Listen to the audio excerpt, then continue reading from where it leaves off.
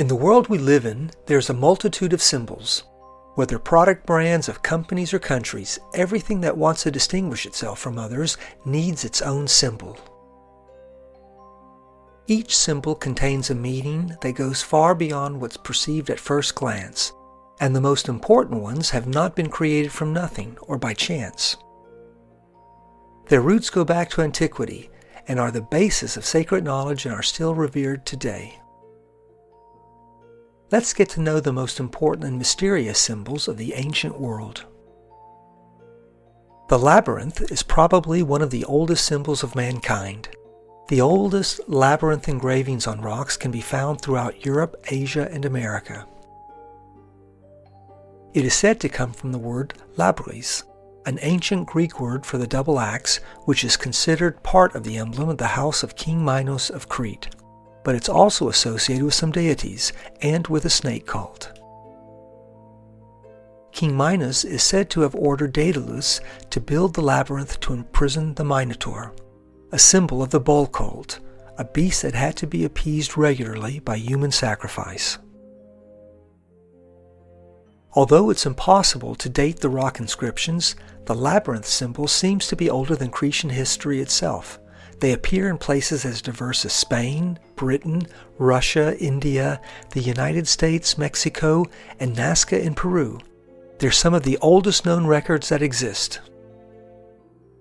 The labyrinth was also used to decorate Cretan coins, Greek tablets, Etruscan vases, Roman pavements, Indonesian gold rings, temples from India, mosques from Pakistan, and North American Indian jewels.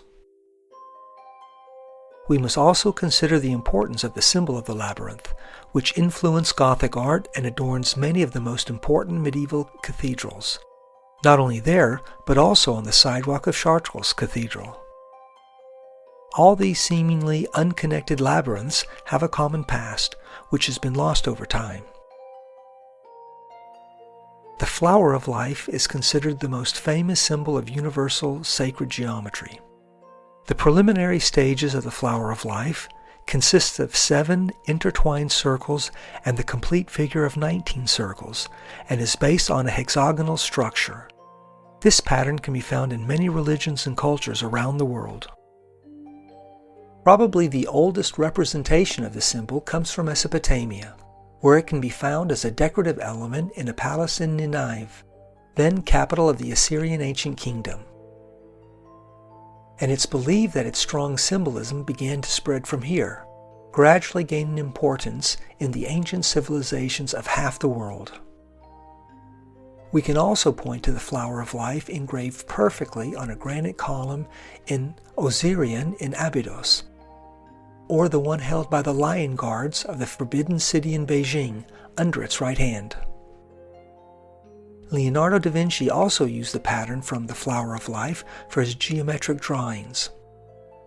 The flower of life occupies an important place in the main religions and the cultures of the world, and under this pattern of sacred geometry hides a meaning that contains many of the main structures of our world. In this way, with a single symbol, one can perceive the origin of all that surrounds us. And if one learns the nature of the sacred forms, one can also understand the teachings of the whole universe. Where does all this knowledge come from? Is it the heritage of a lost high culture? One of the symbols that appears most frequently in Egyptian hieroglyphics is the Ankh. It is considered the symbol of life, or some say immortality, and therefore it's also known as the key to eternal life. Originally, the Ankh was reserved only for the gods, since they were the ones who ruled over life and death. But later, the pharaohs also used its power. It's without doubt the most powerful symbol of ancient Egyptian culture. There was much speculation about the true nature of the Ankh, as it's probably much more than a simple amulet. What was the secret of the magic formula for the immortality of the gods? The only thing we know is the origin of the Ankh, which is a further development of the symbol, is called the Shen ring. The Shen ring is the same as the Ankh, only it comes from Old Sumer, in the south of Mesopotamia. These gods were the ones who introduced the symbolism of the ring, which the Egyptians later inherited. All knowledge about eternal life comes from Sumer, but where did they get it from? Another 1,000-year-old symbol is the swastika. According to experts, the word comes from Sanskrit and means happiness, and also has other positive meanings. The 4 curved lines can point to the left or to the right. The oldest swastika was part of the decoration of a 7,000-year-old clay plate found in the town of Samarra in Mesopotamia. Recent studies, however, have discovered evidence of this symbol in the Bronze Age Indus culture. It is said to be more than 10,000 years old. But its use wasn't limited to these places. It was used by many of the ancient people and cultures that were spread all over the world and apparently had no relationship to each other. So you wonder, how can you explain its origin and distribution all over the world? Was it transferred from the collective subconscious, as Carl Gustav Jung suggested, or was there a global astronomical event cited by various people of America, Asia, and Europe as Carl Sagan claimed? Or could it be that it was an heir to an ancient civilization? This last hypothesis is put forward by retired British Colonel James Churchwood, who associates swastika with the legendary lost continent of Mu, which is said to have been in the Pacific Ocean. Is a swastika perhaps the symbol of knowledge forgotten more than 12,000 years ago? Another of the symbols of great importance in all ancient cultures is the Ouroboros. It is represented by a reptile that bites into its tail to form a circle. The word Ouroboros comes from Greek and contains the word ouro, which means tail, and boros, which means eat, and is represented by a snake or a dragon. Are we looking at further evidence of the snake cult? The Ouroboros is the ancient symbol of the infinitive that's widespread in cultures all over the world, with which one represents the cyclical and eternal nature of things. It is a symbol that embodies death, endless, and rebirth. You can see it on the title page of the book, The Endless Story. It represents exactly that, but also the duality. The oldest Ouroboros was found in the chamber of the sarcophagus of the Unas pyramid and dates from before 2300 BC. And the oldest text in which it appears is called Chrysopia, The Art of Gold Making, a work written in the 2nd century by the alchemist Cleopatra from Alexandria. It shows the Greek inscription hen to pan, which means one to all.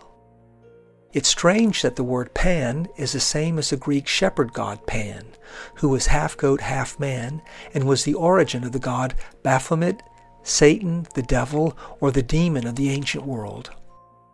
Was perhaps the alchemical treatment of the Ouroboros in reality dictated to the god Pan? In fact, it's not surprising that this ancient symbol was repeatedly used by the Illuminati elite, as the book Codex Magica proves. But before that, the influence of Ouroboros crossed the oceans and spread through cultures such as the Maya, which represented the god Quetzalcoatl through the snake, another reference to the snake cult. In Nordic mythology, this symbol was also very important. The Ouroboros is associated with the myth of the Midgard snake. It is about an evil beast that was thrown into the sea by the god Odin, so that it would remain trapped in its waters forever. But the sea snake grew unstoppably and surrounded and covered the earth completely until it bites into its own tail and thus defines the boundaries of the earth and drives all knowledge under the influence of the Ouroboros. These symbols that we have seen are only a small part of the language that's hidden to most, but whose deep meaning is gradually being brought to light after thousands of years since its creation.